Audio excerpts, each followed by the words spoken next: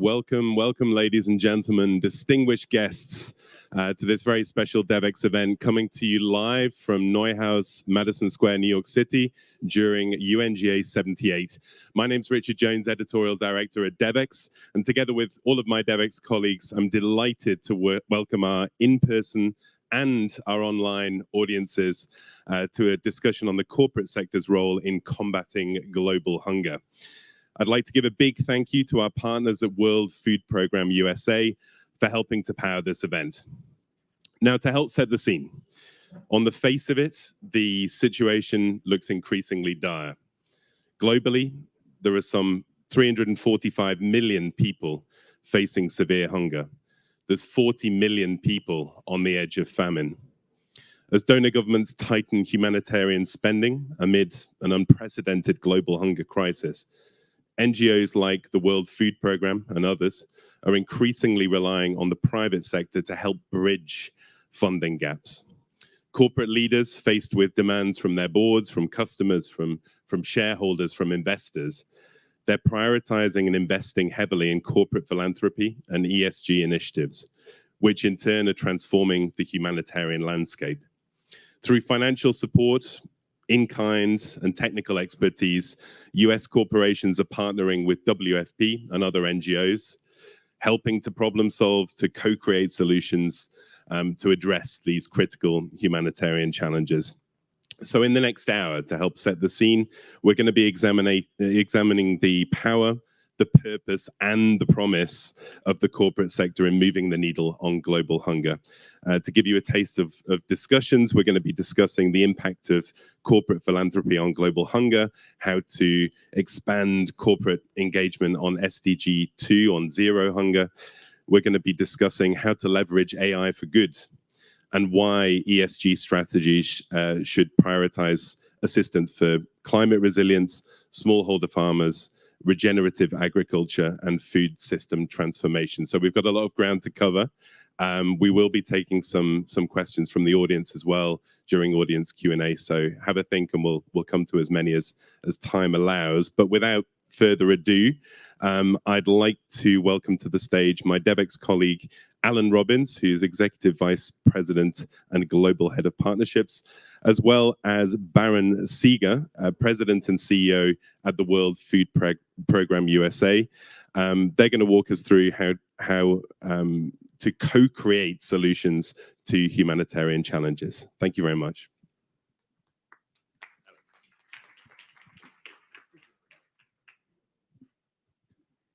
Yeah, go for it. Yeah. Well, thank you, Richard, for that nice intro. And Baron, thank you for joining today. And it's great to have you. We've really enjoyed this partnership for this event, but also the long-standing partnership we've had with WFP USA. So thanks. Good. Well, and a big shout out to my World Food Program USA team members that are here today with us as well. Great. Drinking all the coffee, eating all the pastries. Right. That's what we need. Richard just mentioned the crisis or the challenges in this global hunger situation, and the news really does seem to be worse and worse every day. And we cover a lot of it. Other outlets cover it. But I think that the work that you all are doing at WFP USA and WFP obviously are doing great things to do this. And I think the scale of the work is pretty incredible. You mentioned yesterday, I hope you don't mind that I'm referencing a private conversation, but you said something like, since 2019, WFP USA has increased its contributions to this fight something like fourfold. I might be misquoting you here. I went and actually looked at the numbers, and I think you were actually being a bit modest. I looked at the audited financial statements, and in 2019, the numbers that WFP USA was contributing was something like 20 million, went up to 30 million in 2020, doubled to 60 million in 2021, and then 120 million last year. We're getting close to the end of the fiscal year. You probably know where it's going to end up, but hopefully it's good news. I think it'll be higher. Okay, great, awesome, and that's fantastic. But money is not the whole thing, but I do think you deserve a big congratulations for that. But I think you would be the first to say that's not quite enough. We need to do more. So that's where we'll get into here a little bit, which is one of the ways that might happen is through the private sector, and corporate partnerships, these sorts of things. So let me just start by asking you, to get to the top of this mountain, as you look at these partners, at these corporate partners, how do you see corporate partners working with the WFP to achieve these goals? How do you see these playing out? Well, thanks, Alan. And what I would go back is to something that Richard said. An unprecedented crisis requires an unprecedented response. And we happen to believe that the corporate community has the ability and has been rallying around the work of the World Food Program. You mentioned some of the numbers since 2020. The number of corporate partners that have come and expanded their relationship through the World Food Program USA has doubled, and the revenue has tripled. But there's an increasing opportunity to engage the corporate partner through what we'd call co-creation. When you think about a lot of the companies that a lot of you work with, companies that we work with, they are very solutions oriented. They're helping us with logistics, with data, with coming up with new approaches with the World Food Program and the way that food is now delivered in wars. Think about climate. Just think about over the past few weeks, you've had disasters in Morocco. You've had a disaster in Libya. Our work is very, very complex, reaching the hardest to reach. So through some of our corporate partnerships, we're finding new approaches, new solutions to solve hunger. Okay. And how do you, what are the opportunities the top opportunities that you would say right now where a company, a business might say, how do we want to engage with WFP USA, WFP? What are the opportunities that are out there? So the biggest opportunities are new approaches and solutions. So if you are a business, and by the way, we work with businesses that are big and small, it's looking at maybe a gap that we're not able to fill. And so it is a solution. Maybe it's something tied to logistics. It's reaching the most marginalized. And I would also add that, when you think about the World Food Program, you typically think about it in an emergency situation. And that is a significant part of what we do. But also remember that in many countries, we're working on resiliency. And so what does that mean? Resiliency is where we're helping smallholder farmers, mostly women, grow their business, take their products to the market, local markets, international markets, and allow them to reach their absolute full potential. So what I would say, again, to your question, we want to make sure that we're leveraging the knowledge, the expertise within companies, in addition, by the way, to financial resources, to make sure that we are doing the best that we can do to save and protect the most number of lives. Right. So practically speaking, we talked about the dollars before. You mentioned financial resources are important, but there's more. Practically speaking, what is that more? Like, what's an example of that more, how a corporation might work with you? So we worked with a lot of companies that, and I would say it's a long-term partnership where we identify a problem, and when I say a problem, it's a problem that we can't solve on our own. Where there may be a technology or a logistics solution, or maybe it's a certain expertise with a smallholder farmer, where we ask a company to come in. A lot of times they're in the field with us. I mean, keep in mind our presence. We're the largest humanitarian organization in the world dealing with hunger, 20,000 boots on the ground. And so sometimes it's working on the ground with us, local communities, to help solve issues and challenges. But it starts with a conversation. It starts with making sure that we understand what the company's assets, experience is, and then where some of our gaps are. What's the knowledge that we feel that we need? Okay. And are there any particular industries that business industries that you think can provide particular value to the work that you're doing? Well, I'd be criticized if I didn't mention our four panelists. So I would say yes, absolutely. I mean, we're thrilled to work with Google, because when you think about leading technology, think about AI, think about how we use data. I mean, we are a data-driven organization. And Google even helps us do weather forecasting. It's a very integrated partnership. UPS, probably our longest partner since 2005. And so when you think about the World Food Program, we're the UN logistics hub. So on any given day, we have 5,600 trucks, 30 plus cargo ships, 100 planes in the air. And I would also add that you want the private sector, who are experts, proven experience with logistics, to come and look at how we're doing our work and make suggestions to improve our efficiencies to ultimately help more people. And then Cargill, is a large supporter, not only with financial contributions, but also as they work with smallholder farmers and school feeding. It's a very integrated partnership. And we're also really humbled that a lot of these companies put their senior leadership on our board at the World Food Program USA. There's the industries matter, so the products they offer matter, but I'm sure there's a lot of intangibles that matter. So if I'm a company saying today, watching this, saying, wow, this sounds great, what can I bring to the table beyond my expertise, beyond the money? What are some of those intangibles that make these partnerships work? So a couple things. Pay very close attention to the panelists that are coming up after me, because you're going to hear stories about how they started their relationship with the World Food Program, how they identified certain assets that they could lend to the World Food Program. So it's human capital, it's financial resources, it's technology.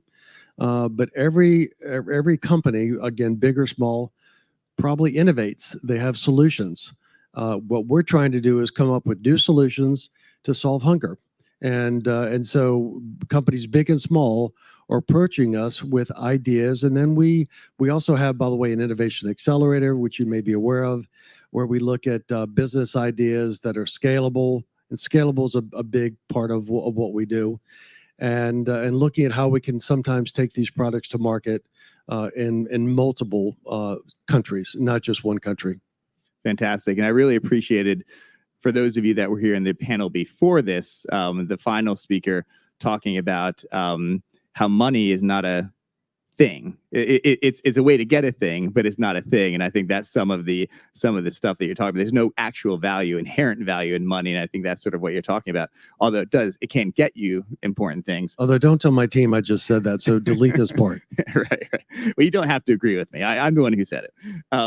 So just if you think about a call to action for sort of the corporate sector, or the CSR directors that might be watching, what would that call to action be for them? I think one is just, I'm very humbly asking for help. Mm-hmm. We cannot solve hunger without the private sector, and specifically without the innovations that companies entail. And it starts with a discussion, starts with a courtship, probably ends with a marriage. By the way, a lot of our corporate partners have been with us some longer than their marriages. So, we are a really good, solid pick. So it's really help us innovate.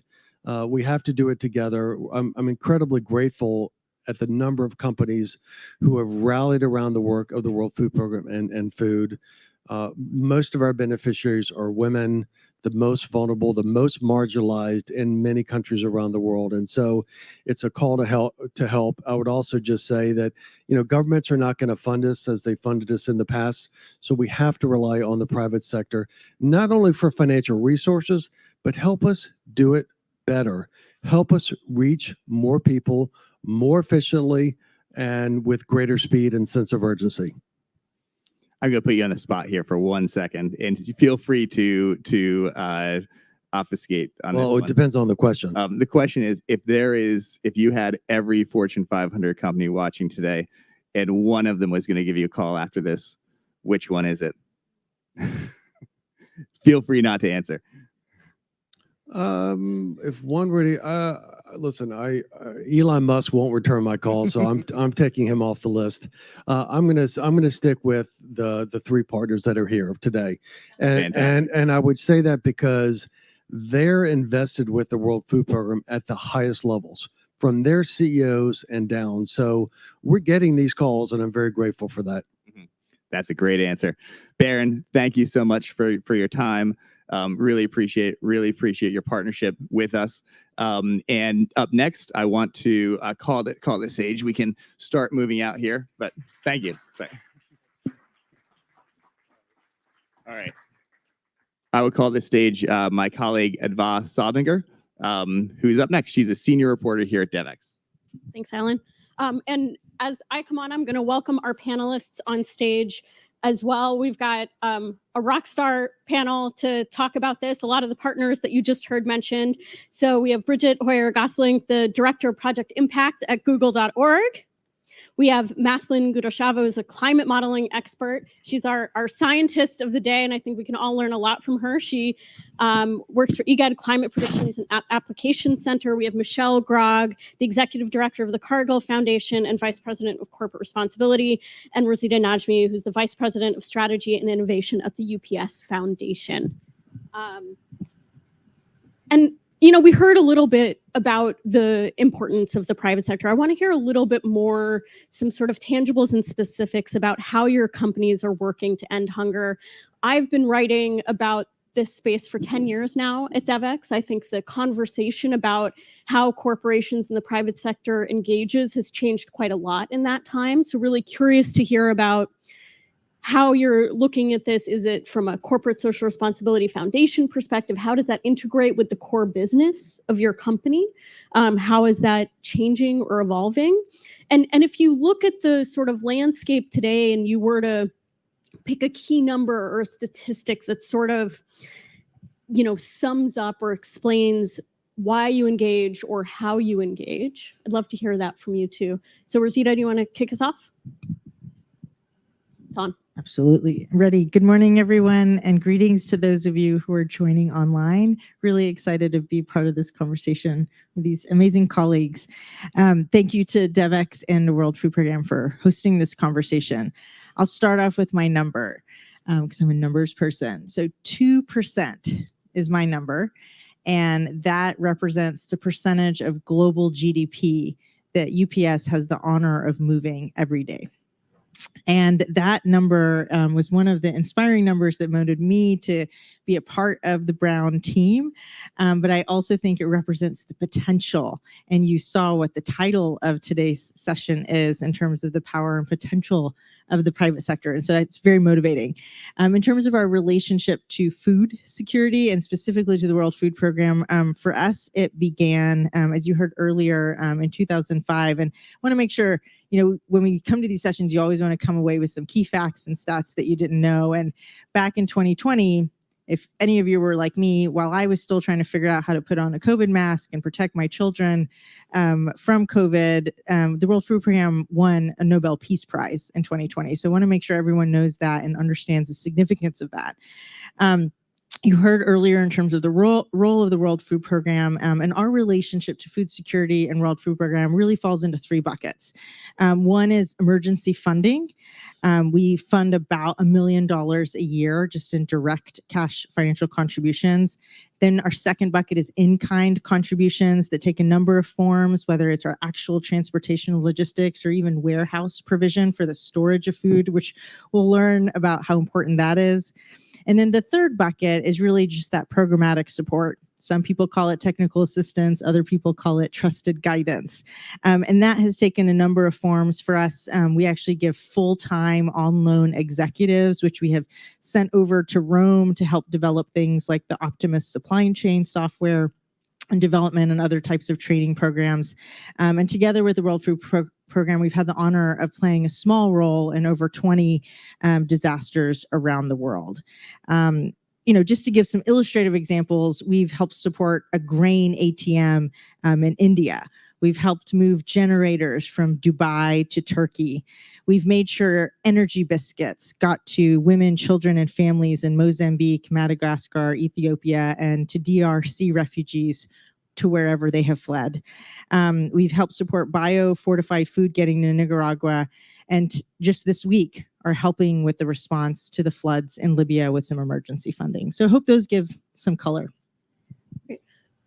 Michelle, Cargill has been at this a long time. You have a really long history of engaging on these issues, and obviously a key part of food security. And I think there's a tendency often to talk a lot about the humanitarian response, but a critical piece of this is food and its farmers, and that's where you guys have been active. And so, would love to hear a little bit more about how you're engaging, how your engagement on these issues has changed and evolved over the years as well. Well, thank you. And again, it's such a pleasure to be here. And thanks to all of you. It's Thursday of Unga Week, so I know people are getting tired. So thanks for being here. It's really important that we keep this issue front and center. Food security matters to all of us. And so we all have a role to play in making sure that we can do that. As I've said, I work for Cargill. We're a fairly sizable food and agricultural company. We work all over the world, getting food from areas of surplus, areas of deficit. And so it is core to our business. We have a purpose to nourish the world in a safe, responsible, and sustainable way. And that means I come to work, our team comes to work every day figuring out how are we going to get food where it's needed. So it is core to our business. It is what we do in terms of food production, food storage, moving food where it is. So yes, we contribute to food security through our businesses every single day.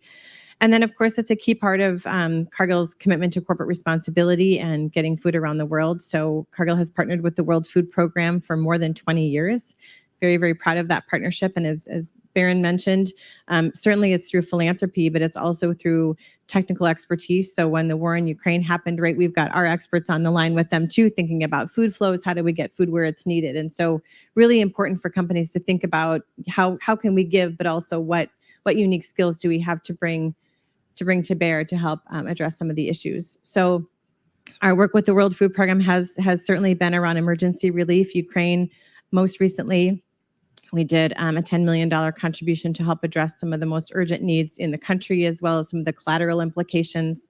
10 years ago or so, we helped move 10,000 metric tons of rice to get to drought-stricken Kenya at the time. So again, really using the expertise that we have, but then also long-term. So we do need to address the emergency needs, but we have to address the long-term solutions as well. And so helping connect smallholder farmers to markets, the school feeding programs that we talked about earlier. And then I want to just quickly come back to farmers, because I do think that they've been underrepresented in the conversations that I've seen this week, and they are core to this issue. So hearing their voice and understanding what they're experiencing is really important. At Cargill, we're focused on their profitability. If farmers aren't successful, we don't have enough food. We're focused on their resilience. So how do we ensure sustainable agricultural practices? And then also inclusion. So that goes to smallholder farmers, but also women. We know that women produce a lot of the food that we all consume and are not equally represented. So that is another area of focus for us. Oh, wait, you asked about a number too. And I wanted to give a number because I just want to keep this highlighted. From an optimist standpoint, 158 million people WFP served last year, which is remarkable. The number is higher. But from a gap need, I think it's important to acknowledge, and I don't know if Barron said this directly, but they have a 60% funding gap this year. That is huge. So we all need to do our part. So I just think it's important that we all realize that we need to continue to invest. Great. We're, I think, going to come back to the needs of farmers in a second when I'm going to ask Maslin about, some of the challenges that farmers are facing. But Bridget, I just wanted to come to you quickly and sort of talk a little bit about what Google is doing and sort of how you're looking at the use of technology, particularly in sort of predicting and mitigating hunger, not only on sort of the disaster response, but how do you sort of use some of the tools that you have to prevent or, better position resources before emergencies hit? Yeah. So first of all, also thank you all for being here, for having us, and for all the women on this panel with me. Really, I think, as you said, we are really focused at Google in thinking about how we can be using data and AI to do our work differently and to really accelerate progress, to help break through some of the logjam that we're seeing across, of course, issues of food security, but really all of the SDGs, right? We know that we're behind, and the tactics that got us to here are not going to be the ones that are going to get us to the finish line that we're all racing for, particularly as we continue to see backward progress. for us, obviously, we're a data and technology company at the core. And so, while we also have provided a lot of emergency assistance and the like to WFP and many others, I think we're really excited about what we can do when we have more information in real time and in advance of emergencies. This is not easy, but I've been saying a lot this week that these are basically math problems that we can solve, right? Like, they are hard problems, but they are the relatively easier part of the solution. And that's why it's critical that we do this work in partnership with organizations like WFP and their partners on the ground, so that when we are able to do better prediction, we also are able to see that work persist through to action and change. So a set of numbers that I will highlight, and I'll do my best to get these stats fully right, but is work that we have seen WFP actually pilot, and then we've also been working with other partners to pilot on anticipatory cash. So in advance of big traumatic disasters that we can start to better predict. So for example, Google's been able to better predict flooding. And we have a flood hub that's now serving alerts for 80 countries around the world up to 7 days in advance of a flooding event. Riverine flooding, so we're not yet to coastal. That's a little bit of a harder math problem, but I think we can get there right. Again, the math I think we'll be able to figure out. Those types of alerts in advance we've seen in Bangladesh and in a pilot that the WFP ran there. If we can give folks cash in advance to make the decisions that they need to move their family out of harm's way, to protect their livelihood, we saw a 36% increase in or 36% of folks who were not going without food for a full day after that crisis. And 17 and 12% of people moving their households and livelihoods more so than folks who did not get that cash. So again, this is the type of thing that we're, I think, all starting to experiment in. It's the type of innovation I think we need to see more of. We're really thrilled to be working right now on a partnership in work that I'll let you talk more about because you're the expert here, but thinking about how do we do better prediction, particularly around weather and climate modeling, so that we can inform action, again, all the way from the work that needs to happen at the international level down to those smallholder farmers to be able to better predict and understand what's happening. The traditional methods that folks use, but the way that we understood work to happen is changing, right? The climate's not predictable, and weather forecasting is something that we're actually notoriously very bad at. It's very hard to model weather. But with new AI and data models, I think we're seeing ways that we can do that more effectively, and we'll defer to Hassan to talk about that. So we've been supporting that work with a $3 million grant and bringing technical expertise, our own researchers to the table who are working on weather modeling writ large to be able to pair that up. And then I would be remiss to say that we also just shared this week that we're supporting a new cohort within the Innovation Accelerator as well.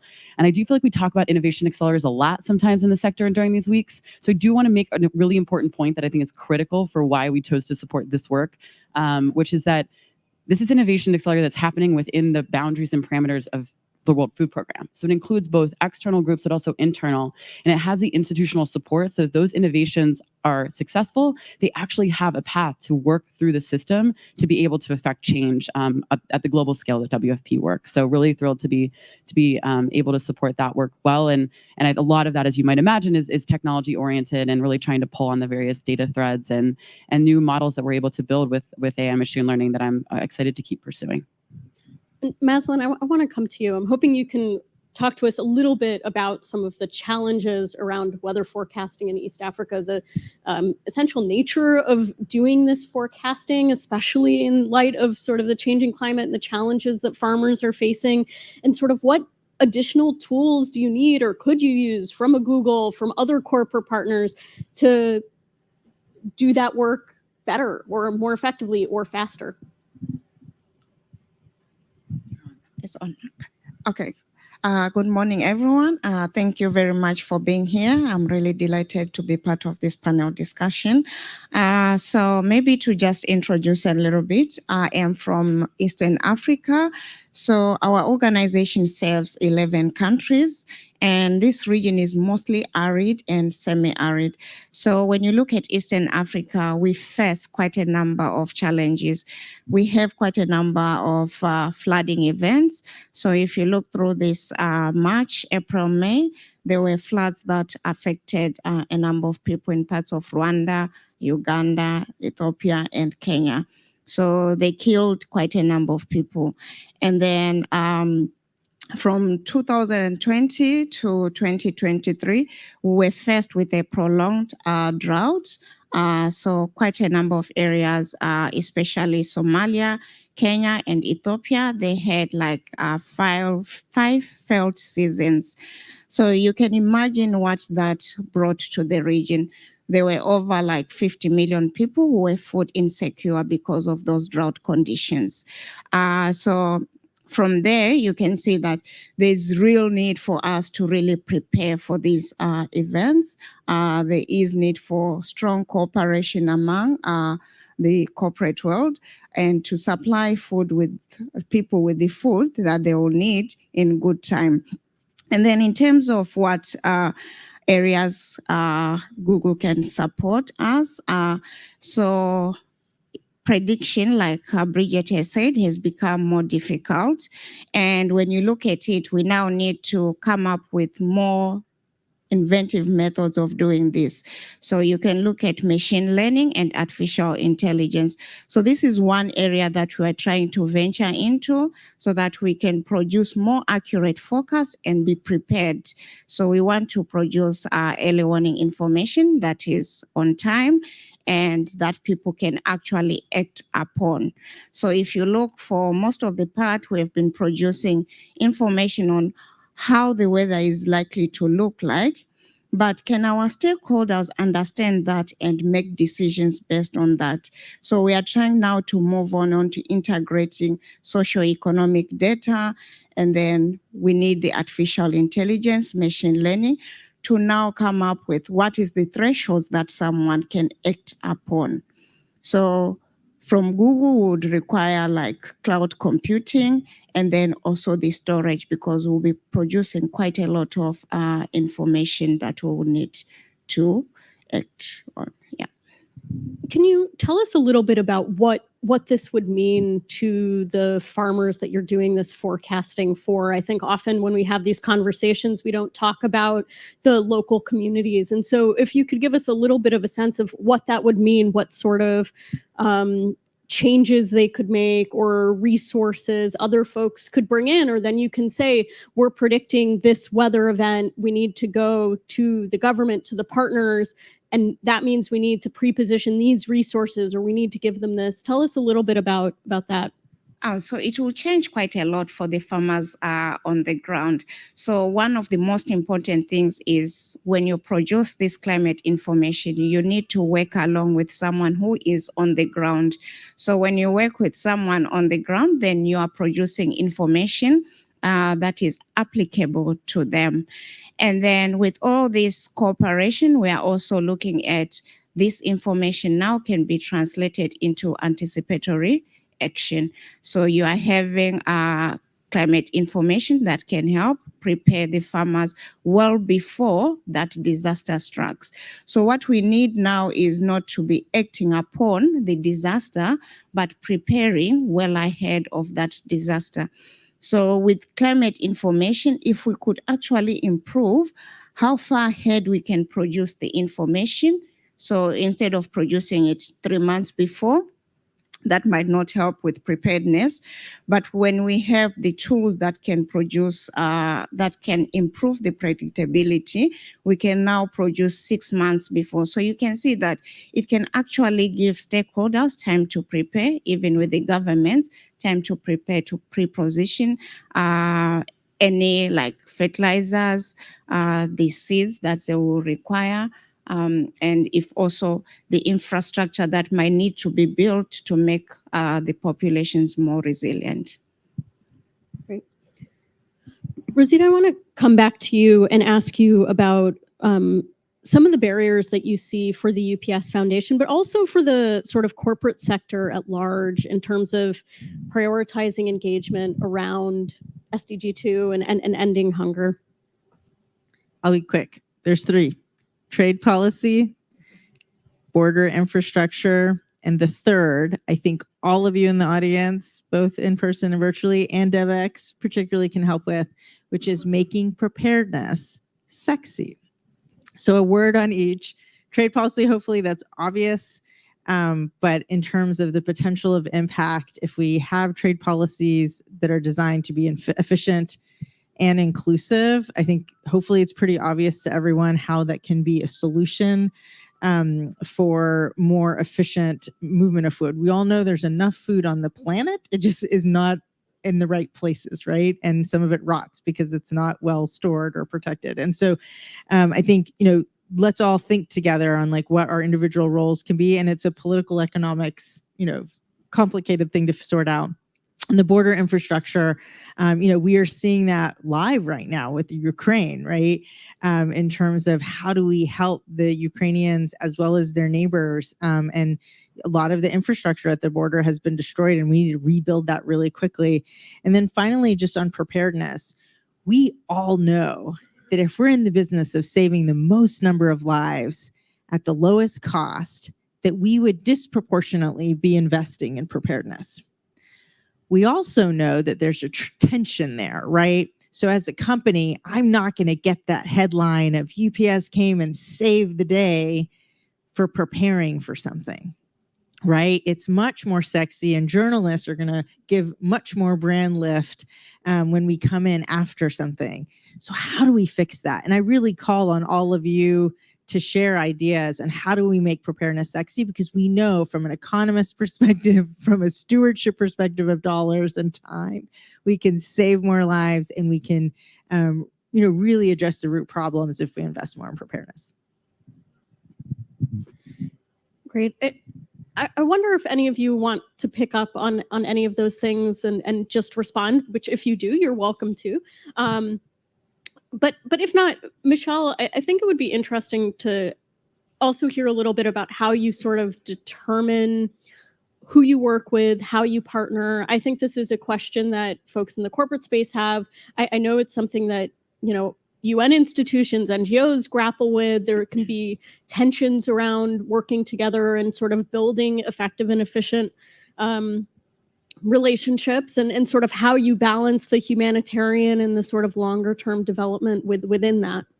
So it's a really, really good question. And I think the word trust I've actually heard come up quite a bit. So as you think about partnerships, they really need to be grounded in trust. And so you'll find that we tend to have long-term partnerships with organizations. WFP, 20 years. We have a partnership with CARE that dates back more than 60 years. So really long-term investments, I think, are important.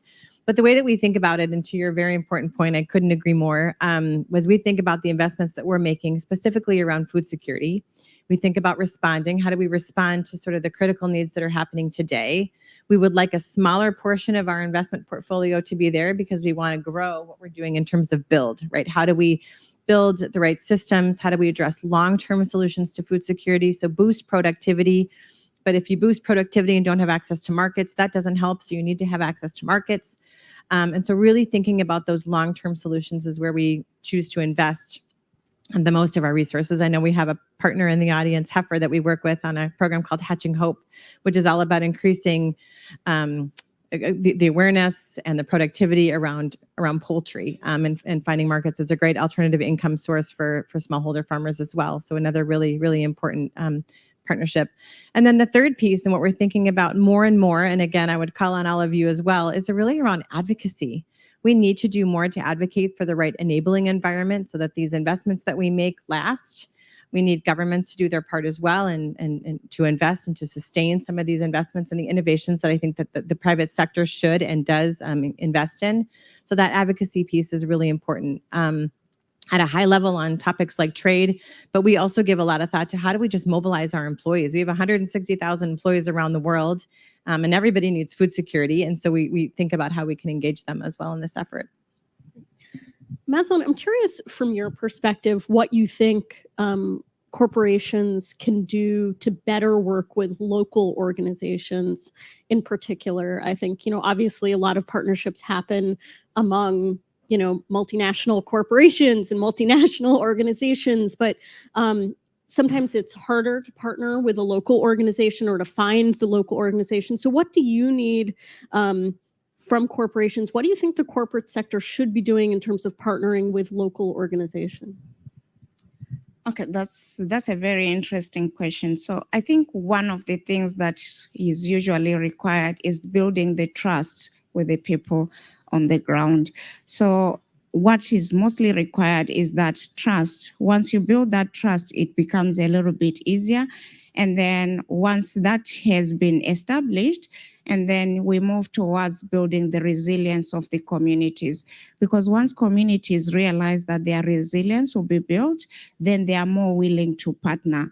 So you will have issues like if infrastructure is built, and they have raised very good points. The issue of you now have increased the productivity. What happens next? Because you can store that food, and then where do you take the food to? And then in most of like sub-Saharan Africa, agriculture is a source of livelihood. Most people depend on agricultural activities.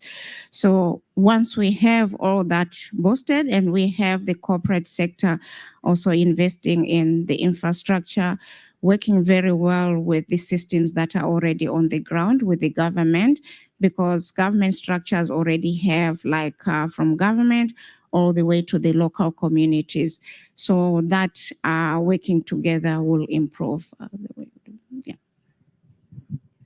Yeah. And Bridget, I wonder how, from your perspective, you look at identifying local organizations to work with. And Rosita, I might come back to you on this as well, because I think there is this necessity to also help build local capacity in terms of responding to and working with local organizations, obviously one way to do that. So I'm curious on your perspective on that, Bridget. And also how you balance, one of the other things Rosita was saying is that, part of the reason that preparedness isn't sexy is because you don't get the headline. So how do you balance the need for results or for those, sort of positive headlines that often motivate some of this work, and the long-term nature of some of these investments, particularly as you're trying to develop new models and solve difficult math problems to improve some of these systems? Yeah, somewhere some AI engineers like, it's not a simple math problem, but so yeah, we can just make preparedness sexy in our world by just putting AI in it right now, and that's working out pretty well. And I do think we are using a lot of our time this week to really talk about that potential and promise and capture even just a small amount of that hype cycle, right, to be directed at these issues. I think it's actually a real opportunity for all of us. Look, I think that it goes without saying, right, that if we're not doing this work hand in hand with local institutions who can carry it forward, then it's not going to work. I think we've learned that lesson time and again. But I think one of the interesting things, kind of getting back to this sort of balance of power, is that as we think about sort of who has the skills, data, you mentioned cloud, right, the infrastructure that's required to do especially some of the technical work in our world, we know that we both need to act quickly and do the modeling work that we can do now so that we're not waiting while we continue to build that capacity. And it's one of the reasons that I think it's so incredible that we're working, with WFP and with you all to continue to ensure that modeling work that's happening. You all are working in partnership with some major institutions around the world, universities, but we can't have those models being built here or in London. They need to be built and maintained and owned in the regions that will ultimately benefit from owning them long term. And so that's one obviously critical piece. I'll also just say kind of, again, right, like data is not actually useful if it is just available. And so, to your very good points on just how do you think about that full pipeline from you have now a new piece of information about what's going to happen in 3 or 6 months, what are the steps and actions that we have to take? And to Rosita's point, like that is not something that we're well equipped to do, actually. Like we have not built the systems to do that well. We don't have the funding structures. We don't have the government structures. We don't have the even kind of human behaviors to act on preparedness, right? Like we sort of know, I think using the behavioral science around that is not good. We're just not wired that way. And so it is going to take a lot of long, hard work. I think, and right, we're a corporation, just, we often, we can keep our eye on the ball for so long, but we know also, I think I try to make sure that we're never investing in something that won't be sustained if we ended up having to shift our priorities. And I think that's critical in a reality, frankly, of working in the corporate sector, just because we can't predict economic cycles and all of the things that we know well. So I think a few of those pieces, just as we think about kind of what is it going to take to shift that whole mentality structure toward more anticipatory action, toward more of an ability to move, it's going to take every piece of the system changing. But I think we can do that, right? We can do that. Might not be so easy, but. No, it won't be easy, but we wouldn't all come here to do easy jobs, right? Of course. So one question for all of you, and in a few minutes, we are going to have an opportunity for some audience questions. So think about your questions, get them ready, and I'll come to you in a few minutes. But a question for all of you is, part of this conversation is supposed to be about sort of what is the greatest opportunity for progress. And so one thing I'd like to hear from you is, what do you think that corporate opportunity is for making progress to address hunger? One of the things I was reflecting on, because I've been covering this for a long time, is a piece I wrote back in 2015, which was about how the private sector sort of demanded this seat at the table with the SDGs. And at the time I asked, they've asked for this seat at the table, will they step up? And so that's one of the things I've been reflecting on this week. And I think things have changed, but I think perhaps that pace of change has been too slow, and we haven't seen the private sector engage on a number of issues, or funding and financial streams change on a number of issues in the ways that they could or need to, in fact, to achieve these goals. And so I'm curious what you think the opportunities are for making progress, what needs to change to really accelerate the system and what we've seen, so that you get a lot more funds, energy flowing to addressing these challenges. I'm happy to kick off. So it actually goes back. I would answer with market-based approach. If you don't know what that is, Google it. Thank you, Google. And it really goes back to your first question. You said, is it in your philanthropy or is it in your business? And the essence of the market-based approach is that end individual, that end community that you're seeking to serve, empower, you don't call them a beneficiary. You look at them as a potential customer. You look at them and your engagement with them is, yes, maybe initially providing some catalytic subsidy or some catalytic help initially, but your methodology, your approach is one of empowerment, which leads to sustainability, and not sustainability from an environmental sustainability perspective, but hopefully it includes that too, but sustainability in the sense of no longer being dependent on that source of kind of philanthropic concessional. So I would say that I see as the future, and I hope there's more of that, where you don't have to ask that question anymore, Adva, in terms of, is it in your philanthropy, is it in your business? And I think that really goes to your impact measurement. So we recently refreshed both our grant making process, our templates, our questions and criteria, as well as our KPIs for impact measurement. And we are looking at impact on the business. And that's a way to ensure the sustainability of the funding the corporate foundation gets from the business to continue and to do more, right? To be able to show, here's how we're learning from our impact work. Here's how we're testing safe, doing test and learn, looking at our assumptions or our hypotheses. And I think the second thing I would offer in terms of looking into the future is actually the question you're asking about, how do you go local? I think one is really thinking about your talent. Who are you hiring? And then also tap into the employees that you have. Do they have the networks? Do they have the lived experiences that are local and indigenous? Look at where your employees are volunteering and giving, to your point about thinking about your employees as being part of the solution. And then as you're thinking about how you're designing your grant making, consider doing a request for proposals where it really democratizes who gets to submit versus kind of the unsolicited approach. And then build in criteria. We have a whole series of questions in our internal due diligence process around equity and justice, where we're looking at the organization. And finally, I would argue, you made the point about a lot of multinational organizations are giving to multinational nonprofits. Agreed. So what you can do is look at who are the sub-grants that those multinational nonprofits are using. Those are the local and indigenous organizations. So maybe consider funding those organizations directly. That was a very comprehensive answer, and I definitely agree. I think maybe I would just add a couple things. One, I do think that probably from the time of your article several years ago, environmental and social issues are much more integrated in the everyday business decisions. Certainly that's the case at my company. I think there's also a greater awareness today that there are multiple levers that companies can pull to make progress against these. So, and I don't think that philanthropy is a bad word. I think philanthropy is really important. It's one of the tools in our toolbox. It's not the only one, but it's often one that can help seed innovation. So I think philanthropy remains really important. But I also think tapping into the expertise of the business, the tools that we have, our investment power as well. And so I think companies today are much more cognizant of all the ways that they can make investments and try to drive progress. And your point about impact is really important too. And I hear there's such a call for impact and data. And so I would also just say that companies also have to be willing to invest in that. So it costs money for local organizations to do that impact measurement. It costs money for larger organizations to do it as well. And so we have to be willing to invest in that on the front end, be really, really clear about the indicators we're trying to drive for, and then be willing to invest in what it costs to measure those. Do you want to say a word about this before I speak? Okay.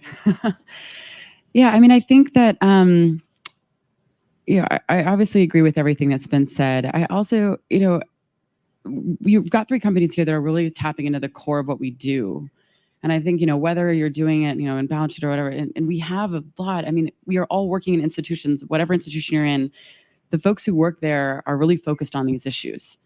And I think that's changed, since this time, which means that, we have researchers, leading AI researchers who are coming to me and saying, hey, can we work with WFP? Yeah, sure. That seems like a good idea. You should do that. And we're lucky in that we also have our organization to help channel that to a productive end, right? Thinking about ways that we can make sure that those partnerships, that we're not just doing, sort of toy problem solving in isolation, but actually ensuring that that brain power and that energy is going to those solutions that are really going to hopefully get us to a durable place.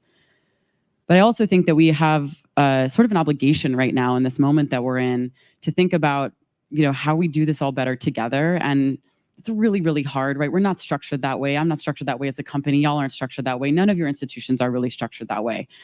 But even small decisions that we can take to nudge ourselves toward a little bit more of a coordinated action, right? Even just, I don't know, we took up the call on preparedness, or we were all able to say, okay, if we're going to respond to this type of an emergency, we're going to, have these principles or practices in what we do. And I think we've done some of that, but we have more work to do there. And one of the reasons I'm really passionate about that is because actually some of the technical solutions can solve the problem once or twice. Right. One of the things that we were able to do with Flood Hub was to centralize these alerts and put them out. Now, that doesn't negate the fact that we still have to do the really hard work on the local level to make those things useful, but it does give us a place to sort of look to say, okay, if we can get more information, if we can do that, now what? And not solve that problem, sort of in isolation over and over. So I'm encouraged by the way that we're all having more of these conversations, and hope that in the next half of the SDG work that we'll be able to do that even more of an actual joint seat at the table, right? Versus, whatever, hundreds of us just trying to do our own thing in isolation. Great. Maslin? Yes, so I just wanted to add on one point. She talked about investment in data. So just one fact, in the whole of sub-Saharan Africa, we have less than 100 radars for a population of 1.2 billion. So I think from my point of view, I think if we work more in terms of collaboration and strengthen the partnerships that we have, we can really make a difference. So that is the point I wanted to. Thank you. To kick off our questions, I'm going to turn to Andrew Campbell, who's the interim executive managing director of CGIAR. And so I think he's got a question to kick us off, and then we'll take a couple other questions. Thank you very much, Adva, and thanks, panel. It's fantastic to hear corporate leaders talking about farmers and food system innovation. I'm a 5th-generation farmer from southeastern Australia, and I've been dragged away from my farm to help out with the CGIAR for a little while. Bill Gates said the CGIAR is the most important organisation you've never heard of. We're the largest global innovation network, publicly funded innovation network in agriculture, 50 years old, mainly in the global south, working on better food systems, more nutritious, more sustainable. And the very definition of preparedness is having better crops, having better irrigation systems, having better weather forecasting and climate forecasting systems linked to soil moisture and so on.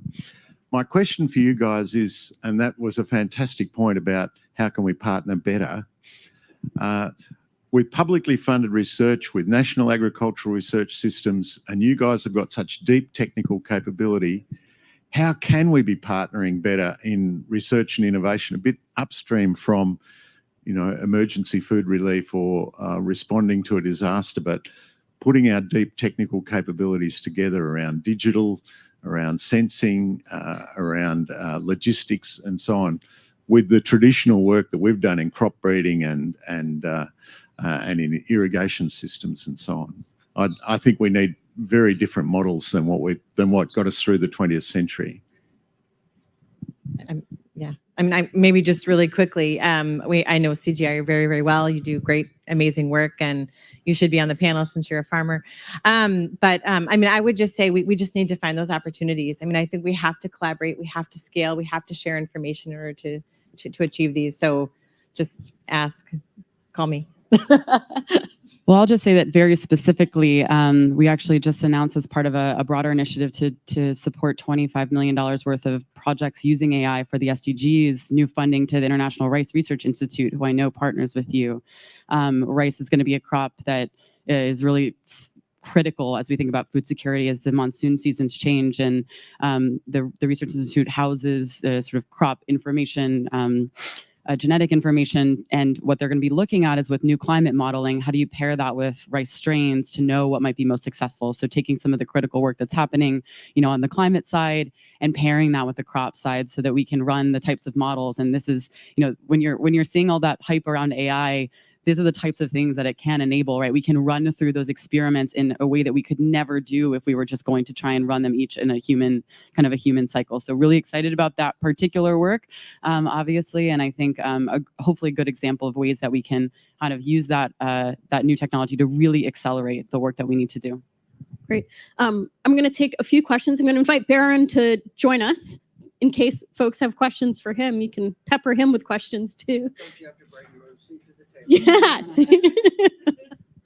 Yes. Great. We'll start here. I'm going to take 3 questions and then we'll go to our panelists. Hi, my name is Mark Blumenthal. I'm Executive Director of the Social Ventures Foundation. I think key words here, I think mentioned by everyone, is disaster and the need to get the private sector engaged, right, in the SDGs. SDG number 1 is poverty. My question to everyone here is, how do we get the message across to the private sector that the greatest threat to democracies and the private sector is poverty? That's my question. Great. Thank you for keeping it short and to the point. Yeah. Perfect kind of question. Do we have other questions? Can't see around all these posts. If you have a question, just make yourself seen. Yeah.